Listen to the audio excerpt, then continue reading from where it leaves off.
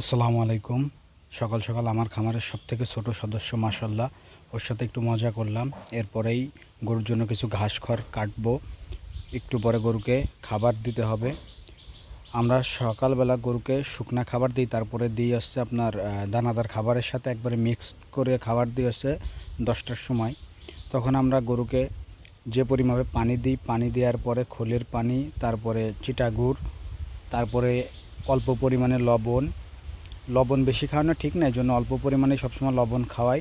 তারপরে গরুর জন্য একটু আগে যে ঘাস খড় কাটলাম সেই ঘাস খড় দিচ্ছি। এটাও একটা পরিমাপ মতো দিয়ে থাকি সবসময়। আমরা যে পরিমাপে গরুকে প্রতিনিয়ত খাবার দিই সেই পরিমাপেই দেওয়ার চেষ্টা করেছি।